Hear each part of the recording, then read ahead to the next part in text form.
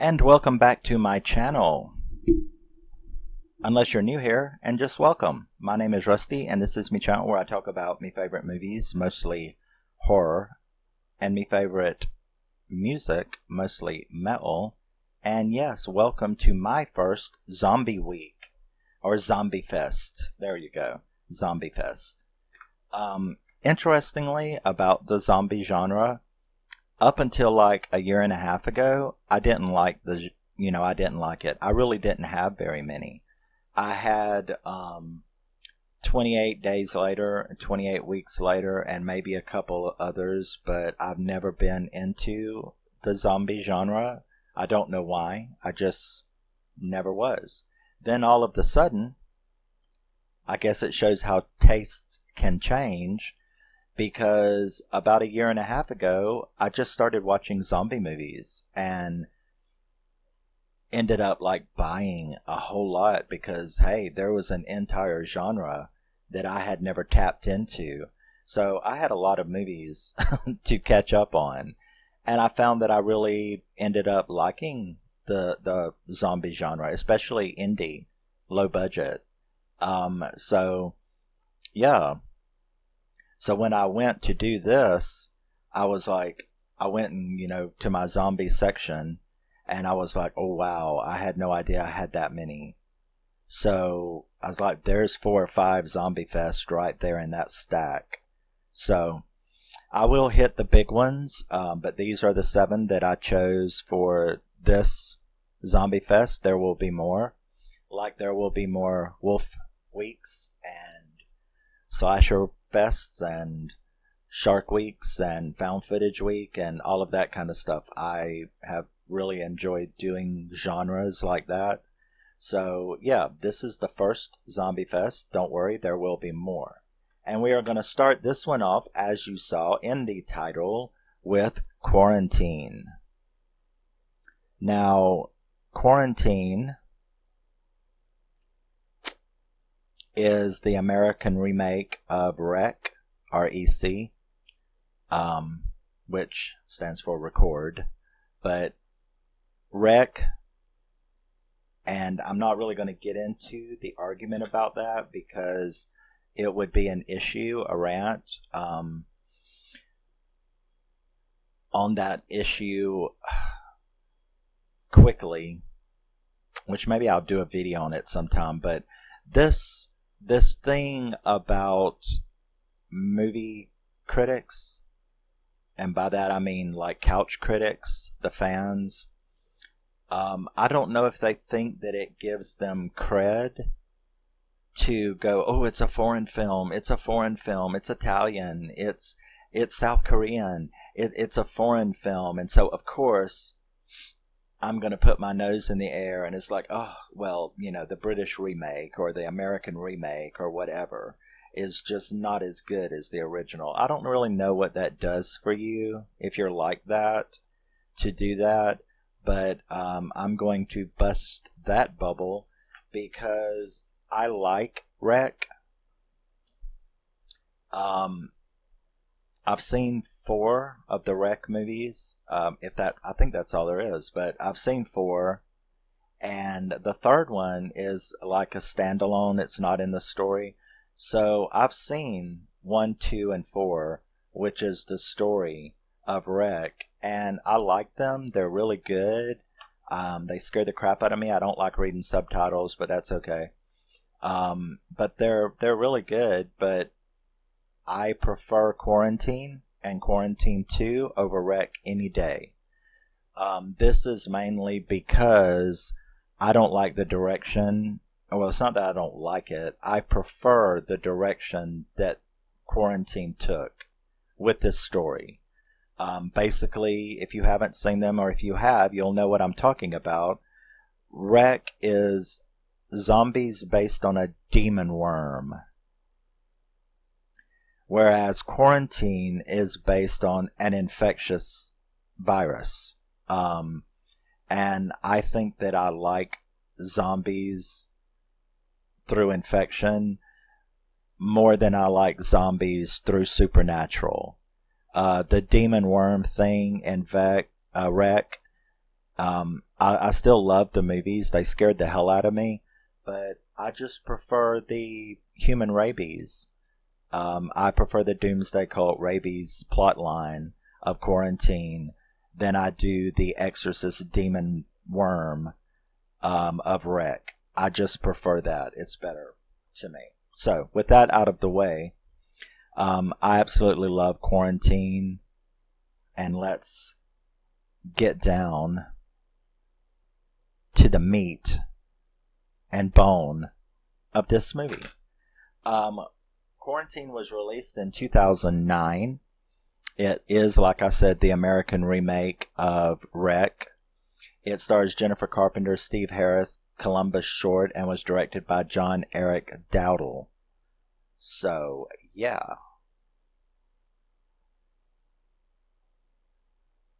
Okie dokie. Now, Wreck opens where we are introduced to newscaster Angela Vidal and her cameraman Scott as they are doing a special report for their news station. They're doing a sleepover, if you want to call it that, with the night crew of the local fire department, the LA Fire Department. So they're doing this culture piece on what it's like to be a fireman on the night shift. And yeah, we are introduced to our two main firemen, which is Jake and George. And they mess around a little bit, and you kind of get used to the characters, and it's alright for like 7-8 minutes before the movie really kicks in. When they are given, or they are called, they get a call to a hysterical woman at an apartment complex, screaming, carrying on, all of this kind of stuff. So the fire department shows up with their medical team, and they go in to check on this lady. Now, when they get to the apartment, for this lady in crisis, you're introduced to our tenants, and you kind of get to see some of them, such as Lawrence, our main cop, LAPD, James, and Bernard. So we get to meet some of the tenants who are like, what the hell is going on? This lady's up here freaking out. So they go up there, and this lady is really, really creepy. She's obviously zombified. She's obviously, well, of course, if you know the story, she's got this mutated rabies virus is what she's got, but you don't know that at the time. And the first thing that we see when they go in is that her dog gets out, and we get to see him later. But they're in there trying to get her to calm down. What's wrong with you? Let us get you help. And she ends up attacking and biting the cop, James. So they freak out. They've got to get James help. So they go running down there going, get us an ambulance immediately. Only when they get down to the atrium, the doors are locked. They can't get out. And so even the cops are like freaked out because nobody knows. You've got the firefighters, you've got the cops, the couple cops that went in there. And they're like, we have an injured person. You won't let us out. What's up? And they're freaking out. And then we have the same scene from Wreck. Quarantine and Wreck, the scenes are almost shot for shot. But that damn scene where George is one of the firefighters, and he had stayed up there. You are so distracted by the cop and Angela and everyone trying to get out that front door that when that fucking body comes down behind them, of course that was a dummy. I'm just talking on the technical side, but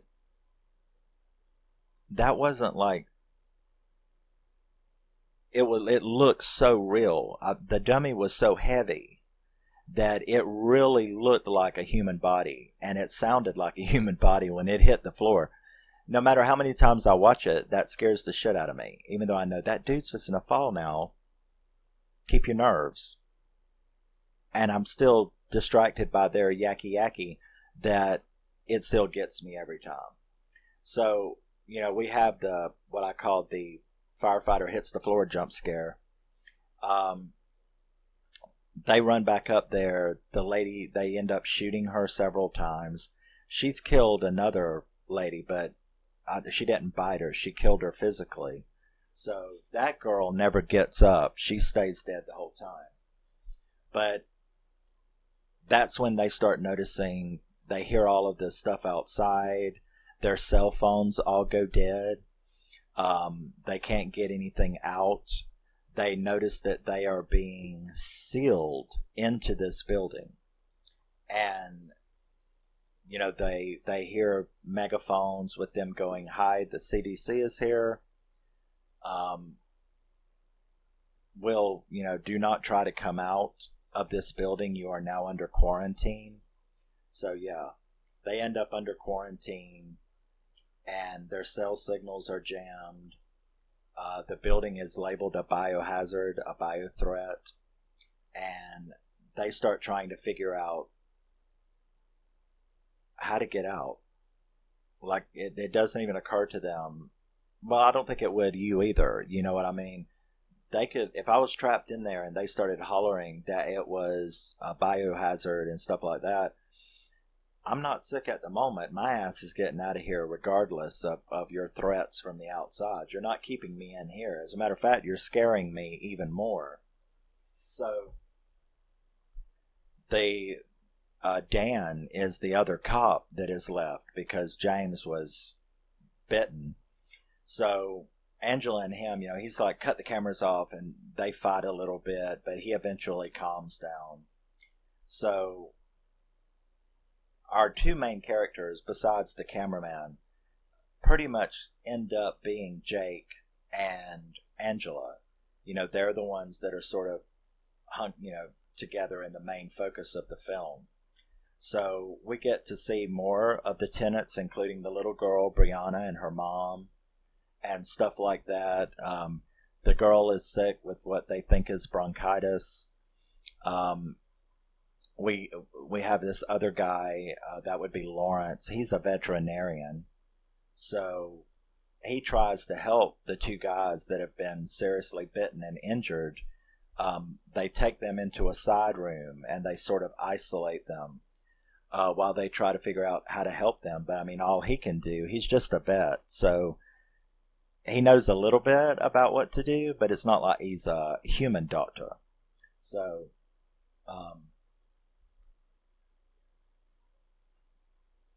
they end up trying to, inventory the tenants. They get them to all come down. They knock on the door and get everyone that doesn't know what's going on to come down into the atrium. So we pretty much get to see everyone. And that's when Lawrence, the vet, he's like, this stuff looks like, the symptoms look like rabies, which is something he's very familiar with. And he's like, all of these symptoms are what would happen if a person had gotten rabies and it had taken hold and not been treated. So he's the first one to introduce the idea that they have gotten somehow, that whatever's wrong with them is seeming to be like rabies. So, they start trying to figure out a way out. They decide that they are going to jump out one of the windows, which was a bad mistake. So they go up into that, and on the way, though, they run into that dog that we had seen from the old lady. And the dog is completely turned now. And it ends up attacking this tipsy tenant named Randy, who was, I don't give a fuck what y'all say, I'm going back to my room. And when Angela and them run into that rabid dog, he comes out the elevator. The elevator door opens, which is good for them, but bad for him. It's good for them because it distracts the dog, and the dog attacks him. And the elevator door is shut. So they end up finding another woman in one of the tenants who is turned. Um, the cop smashes a rat that attacks him, comes after him. So, as an audience person, you're starting to go, maybe this is some kind of rabies. Scott ends up killing her with the camera, which was a pretty good kill. Kills her with the cam. So you get to see it, you know what I mean? This is definitely a found footage movie as well, but it's going to be in Zombie Week, not in that. But Dan, the cop, he ends up telling them, he gets a message that the CDC is coming in to help them. So several CDC guys come in. They end up like very heavily armed. They end up going into that isolation room where they're going to check on George and that cop James. So they're going to check on them, and we're going to give blood tests and all. Well, the vet, he tells them that's bullshit because you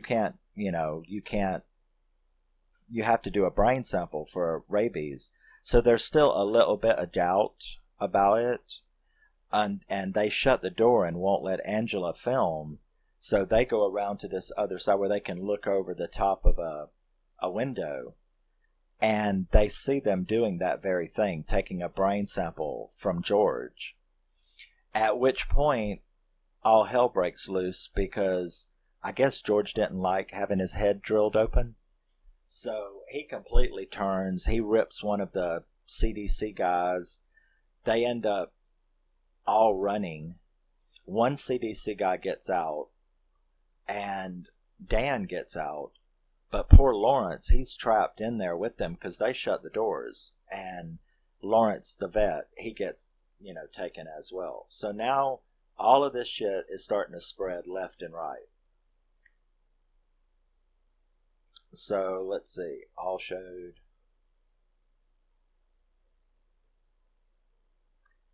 The CDC guy, he starts explaining, because they're like, what the hell's going on? So he tells them that they are correct, that a dog from this building had showed up at a vet center and had been treated, but it went completely rabid, and it made all the other dogs rabid, and the collar led the CDC back to this building. So that's how they know that this is where it's from. So that sort of explains to you and to them that, what this is going on. And it turns out, well, Angela, she's like, Brianna said she had a dog. Was the dog's name Max? And that's when the CDC guy goes, yeah, it was named Max. Now then, that's when everybody's attention turns to the mom and Brianna, who's standing there, and they're like, she's like, no, I swear, it's just bronchitis. It's just a little fever. You know what I mean? And right about that time, the girl goes, and she rips her mother's face with her teeth. She bites her, rips her face open. The little girl takes off. That's a good jump scare. And she runs upstairs. The little girl runs upstairs. And they end up cuffing her to the rail. She escapes. Jake and Dan and Scott and Angela, they all go looking for her. They do manage to find her in a room where we get a nice scene where she takes out Dan. The little girl ends up biting Dan, and we've lost... No, is it Dan? Yeah, she does. All hell breaks loose. Yeah, she bites Dan. Now Lawrence is infected, and all of the people that were down there in that isolation room, they're coming out. They're getting out, and they're infecting what few tenants weren't infected. And so pretty much the entire damn building has been infected now, except for Angela and Scott and Jake. These are the three that are left. Now, I think Bernard is left, and his wife, and I think one other girl is left. And they all go into this side room, and they're like, we've got to get out, right? So they're going to break open the window, and they rip the plastic, and then this one other guy, not Bernard, but the other guy, he gets his head blown open by a sniper. So it's sort of like, do you understand now that we are not going to let you out of this thing? Once they realize that, that's when they're like, okay, we're sort of on our own, right? So Bernard, he tells them that there is another way out in the basement, but they would need the keys. His keys, because he's the maintenance guy. Landlord, well, you know what I mean, the apartment manager. So he's got the keys, and they're up in his room. Then he gets attacked and killed. So now we just have Jake and Angela and Scott trying to get out. We got to find these keys. They do manage to find Bernard's, and of course now I'm leaving stuff out.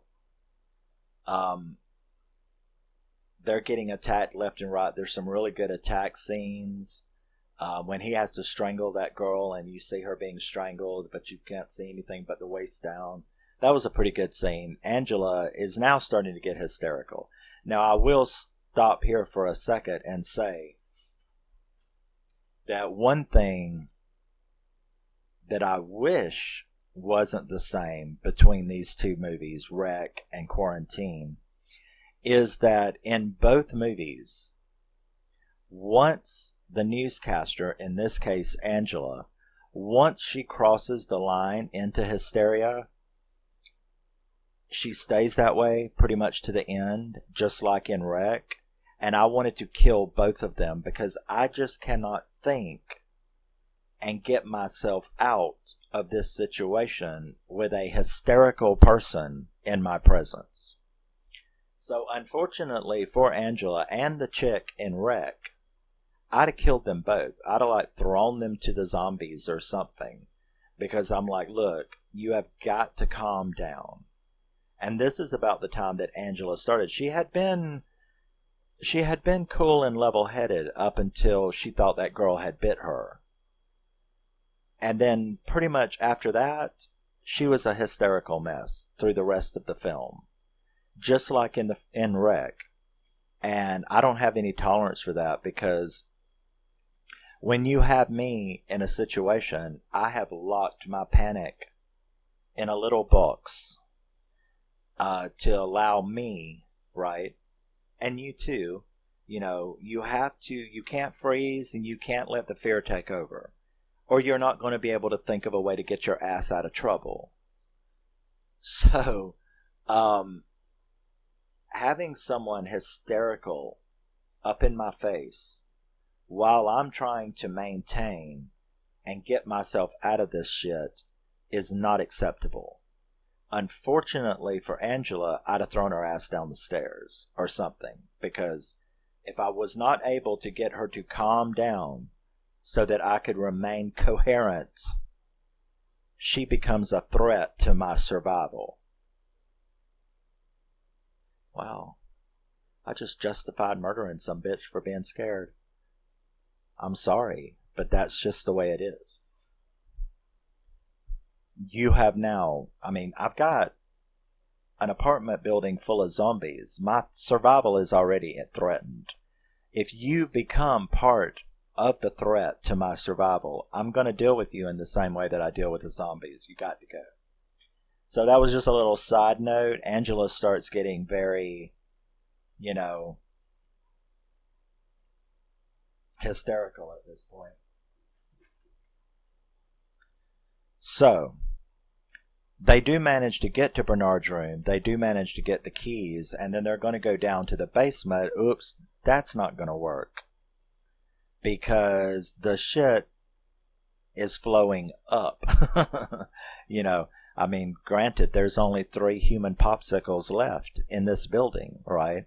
And the zombies won't eat each other. They never do. Isn't that strange? They always use that excuse in zombie films, I've noticed. Somebody always eventually has to say, well, the zombies are not going to eat each other. They've got to have uninfected live flesh. In Wreck, it was they have to have someone that hasn't been taken by the demon. But, yeah, so they always have that excuse in zombie films, I've noticed, is, you know, why won't the zombies just eat each other? I mean, isn't meat meat? Yeah, but it's got to be live meat. It's got to be uninfected meat, which I assume becomes infected once they get bit. I don't know. That's just one of those little suspension of disbelief we have to deal with zombie films. So, they do manage to get the keys. They start to try to go down. They can't, so they end up going up. Now, in Wreck, it's the same thing in Wreck. They discover this attic room, the top floor, the top room. Now, when they do get in there, they see all kind of news clippings. It looks like a laboratory. And there are cages with rats in it. There are medical table where obviously somebody had been, doing some kind of human experimentation. There's all kind of news reports and stuff about this apocalypse cult, doomsday cult, having stolen a virus from the CDC or the Pentagon, the government labs. So you see all of these news articles about that, which kind of gives you a hint as to what's been going on. Now, there's no one left because we had to see this awful death scene of Jake, which I hated to see him go, because he was a good character. And while they were getting to this room, Jake ends up in a big fight and gets taken. So there's nobody left but Angela and Scott. They're looking through this. Like I said, Angela is unnecessarily hysterical. Unacceptably hysterical. Well, at least Scott is keeping his head. But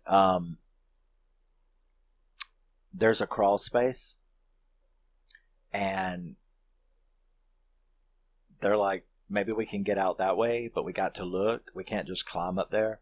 So they stick the camera up there and they look around, and this mutant kid hits the camera, scares the shit out of you while he does it. He hits the camera. This knocks out the light, the bulb. But the camera at least has night vision. So he's like, it's okay, because, they're in pitch black darkness. So he turns on the night vision, and that becomes very, very creepy. And you're not going up there, right? While they try to be calm and figure out what to do, we get to see this adult human just walking around in underwear. Now, in Wreck, it was supposed to be a female, but when I looked it up online, it says that it was an old man in quarantine, which would explain the underwear, because I'm like, why would a lady be wearing Fruit of the Looms? You know what I mean? So, I guess it's a guy. But it's like an old creepy guy, and when I looked up, the ending explanation, a lot of people were saying that, have settled on the fact that these two mutants had survived it, but they were being experimented on, so it obviously didn't cure them, but it turned them into something else. And the something else was still just as ugly, if not worse, than the regular zombies, the regular infected. So Scott fucks up and makes a noise, because we get to see this creature. And he screws up and makes a noise, and this thing has got a hammer. And so it bashes him to death. She manages to then find the camera and turn it around and sees it eating Scott. And this is where I told you about that hysteria shit. Because if she had had a level head, I'm not saying that it's going to be easy for you to see that and not scream or flip. But right here was her chance, because she had the night vision camera. This thing was busy eating Scott. If she had just, instead of squealing, if she had just like, oh, and backed up and watched what the fuck she was doing, she may could have got out. But at the same time, it just occurred to me that the whole fucking place down there is full of zombies, so where the fuck was she going to go? Okay, well, I thought I saw a way out for her. Obviously not. I just forgot about all those motherfuckers waiting outside for some fresh meat. Oh well, what I'm saying though is that she could have lived a few seconds longer if she hadn't squealed. And it like comes at her, knocks her down, knocks the camera over there, which is facing her, which is where we get to see that scene right there. And that's because, you know, she's trying to get towards the camera when something grabs her and pulls her down, and that's it. The credits roll until the tape on the camera. You hear it go doop when it runs out, the battery, when the battery dies. So all during the credits, you're listening to the helicopters and the stuff going on until the camera battery dies. So that was a pretty interesting credit roll. But yes, that is the American version of Wreck, Quarantine. Like I said, I really prefer, not only do I not have to read subtitles. Now, a lot of thing about subtitles, take a little side road for a second. I don't mind reading subtitles, but subtitles can be problematic, especially in horror movies. And the reason they can be problematic, for instance, let me use this as an excuse. When they were all down in the atrium, and you have all of these tenants, and the tenants are talking, the tenants are saying stuff. So is Angela and Jake and James. Well, he had been bitten by that time, but you know what I mean. So when they subtitle a movie like Wreck, for instance, in those crowd scenes where there are 10 people, conversation,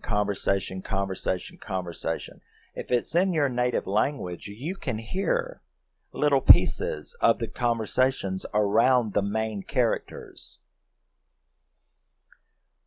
When it's not your native language, you don't hear that, because they're only subtitling Angela talking to Jake.